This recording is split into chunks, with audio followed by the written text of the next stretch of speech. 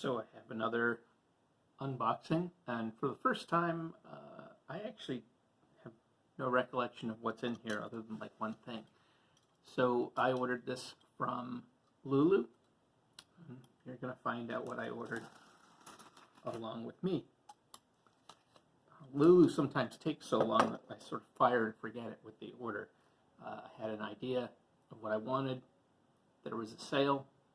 I ordered it, and then I just left it alone. And in a sort of bizarre twist, this is one of the fastest fastest deliveries I've had from Lulu so far. I think I made the order about 2 weeks ago. So let's see what's up first. What's up first is Rollxx, roll 20, I guess. Right? X is 10. Yeah, it's been a while. This is a series of, oh yeah, that makes sense, roll 20. Huh. Looks like 20-sided die random charts. You know, I've been talking a bunch lately about random charts, especially as I'm thinking about going forward, trying to get back to running games at a table with people actually sitting around that same table. I don't know if I'm there yet, but I'm getting closer.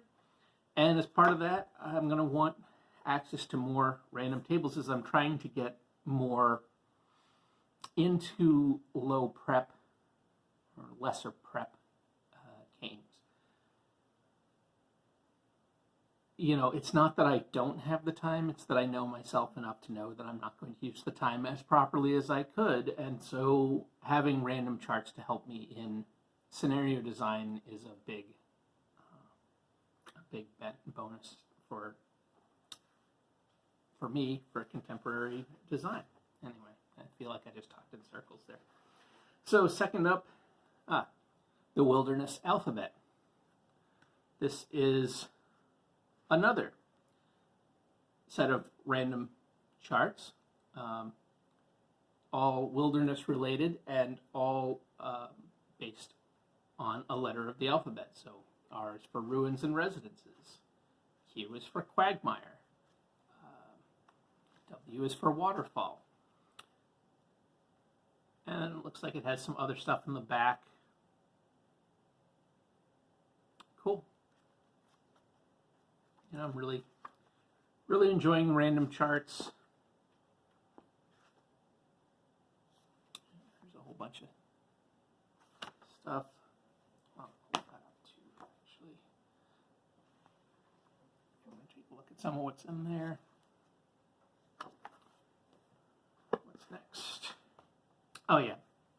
I already had one of these. I got this. I've already put this to great use. This is a super handy tool if you are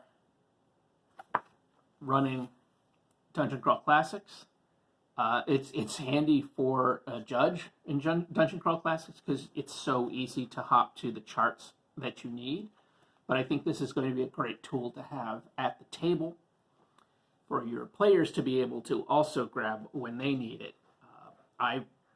Like I said, I've already found the thing to be very useful. Just in the, I don't know how long I've had it, a month and a half, something like that I've had it, and it's already been great. A little dinged up, but you know. We have movie night next. What was this? Storytelling role-playing game for all ages designed to emulate the classic films of the 80s. It can be played in as little as a half an hour or extended into a longer game. You can run one-off stories or make a series of linked adventures. The game focuses on story and interaction with minimal dice rolling. The system is child-friendly, but also offers a light alternative for those wanting a break from the more mechanic-heavy rule sets. You know, I always want a break from mechanics-heavy rule sets. Making it ideal for filler games or fun nights. This book contains not only the full rules, but also several sample story ideas, an easy random story generator, rules for different world settings, and a full introductory adventure. Here's some Interior. It's from a few years ago, I guess. It's contents. This sounded interesting. I am always on the lookout for rules light type games, games that are easy to introduce players to the hobby with, and potentially I have friends who have now had children at some point, maybe when they're old enough. I'll run some games for kids, so I'm always looking for games that are appropriate for younger audiences. And one that I really like, for example, is I really like, think about 80s movies. I really like Tales from the Loop. I think it's a great game. I think mechanically, I think it's totally appropriate for younger audiences. Absolutely, 100%. The scenarios they actually write, not actually that appropriate for kids. There's really more intended for adults. So I would have to definitely write my own stuff for that. There's the paperwork. So last up, I've got this. I am never going to pronounce that properly. That's just not happening. Uncanny Gates and Portals. I believe this is, if I'm not mistaken, this is more sort of random charts. Yeah. Random charts oriented around the idea of portals. So, it could be, what do we have here? This is the portal destination. On the forehead of a titanic stone golem, forgotten and overgrown in the forest. Cool. That's just one possibility here. So, there's, again, it's random charts. Like I was saying, I've really been enjoying these. Portals are a great way to crank up the weird in a game. Certainly Dungeon Crawl Classics has a lot of things, give you the idea of like there being multiple worlds and lots of strange places that you can go to. Eventually, I believe they're going to reprint the Purple Planet stuff, which I think will be great.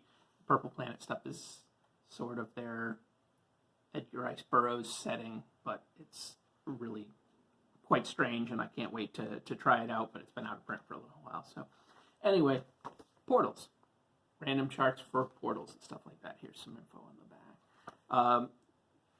You can order any of this stuff on Lulu. It is all fairly inexpensive. I don't think I've really spent a great deal of money on anything on Lulu at this point. That they have expensive RPG books, but I haven't bought any of them.